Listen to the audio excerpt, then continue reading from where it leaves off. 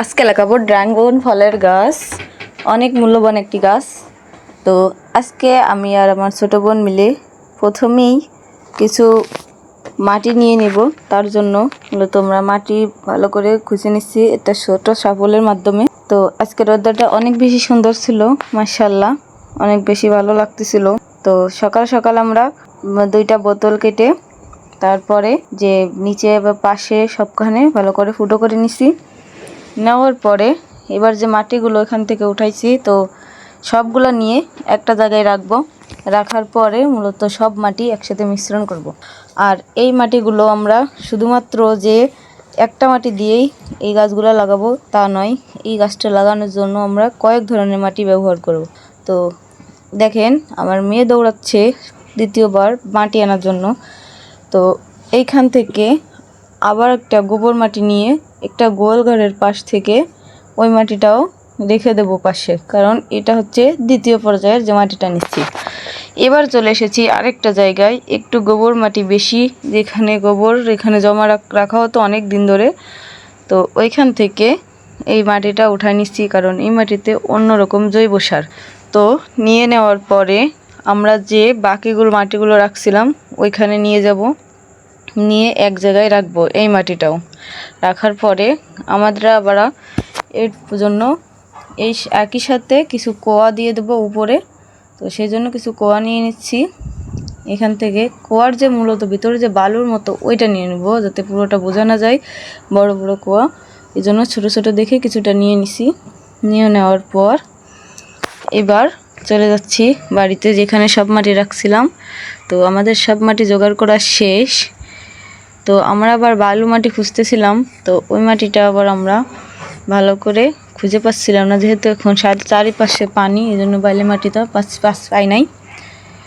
তাই এই যে মাটিগুলো পাইছি, তো এইগুলো দিয়েই ভালো করে মিক্সিং করার চেষ্টা করতেছিলাম। তারপরে আমার মেয়ে দেখেন অবস্থা, বারে সামনে এসে দাঁড়াচ্ছিল, ফাজলামি করতেছিল। তো ওকে সরাই দিয়ে দেখানোর চেষ্টা করলাম। হঠাৎ মনে পড়লো আমাদের তো বালু আছে, তো ওইখান থেকে কিছু বালু নিয়ে এর সাথে মিক্স করে দিলাম, কারণ বালুর যে প্রভাবটা এটা অনেক বেশি দরকার, কারণ এই মাটি এই গাছের জন্য অনেক বেশি উপযোগী। তাই সব মাটি মিলাইয়ে এখন ভালো করে মিশাতে হবে, যাতে একটার সাথে একটা সুন্দরভাবে মিশে যায়। ভালো করে না মিশলে মাটির যে সুন্দর একটা যে আকৃতি যে ওই পাত্রের ভিতরে হবে ওইটা হবে না, কারণ একটা বড় ছোট ডেলা থাকলে সমস্যা হয়। কারণ সব ভালো করে মিক্সিং করার পরে এখন এক একটা করে পাত্রে ভরে নেব। পাত্রগুলো এখন একটা শেষে আরেকটা ভরে নিচ্ছি, সবগুলো পর্যায়ক্রমে পরিমাণ মতো ভরে নিয়ে তারপরে আমরা গাছগুলো লাগানোর চেষ্টা করব। তো আমার মেয়ে আবার এখানে ফাজলামো করে কিছু ইটের কুয়া রেখে দিছিল, তো ওগুলো বের করে শেষে এখন আমাদের আলহামদুলিল্লাহ সবগুলো পট ভরা শেষে এবার আমরা লাগাবো আমাদের যে ড্রাগন ফলের গাছটা আছে ওইটা। আমরা মূলত আগে পটে লাগাই রাখতেছি, কারণ এটা থেকে আমরা আগে চারা তৈরি করব, তারপরে আমরা বড় একটা পাত্রে রোপণ করব। এই জন্য প্রথমে একটা গাছের শিকড় অনেক বড় ছিল, তো গাছের শিকড়টা কেটে দিয়েছে। কেটে দেওয়ার পরে মাথায় যতটুকু ছিল ওইটা অন্য একটা চারার জন্য বানিয়ে ওইখানে লাগিয়ে দিছে। তো আর যেগুলো ছিল ওইগুলো এক একটা করে লাগাই দিচ্ছিল। তো আপনারা আবার বলতে পারেন যে এখানে শিকড়টা উপরে রেখে শুধু এটা নিচে দিচ্ছে, তো এভাবে কি চারা হয়? হ্যাঁ, এভাবেই লাগালে সবথেকে ভালো হয়, কারণ উপরে যে শিকড়টা হয়েছে ওইটা মূলত অবাঞ্ছিত যে শিকড়, ওইটা থেকে মূলত গাছের ভালো যে একটা শক্তিশালী এবং সুন্দর একটা চারা হবে এটা আশা করা যায় না। তো এই কারণে আমরা এটা লাগাই নাই, মূলত যেখান দিয়ে শিকড়গুলো হবে এভাবেই লাগাইছি। এটা দেখতে অনেকটা ক্যাকটাস গাছের মতো, তো এর কাটা কিন্তু অনেক বেশি বিষ। আমরা অনেক সাবধানতার সহিত এটা করলাম।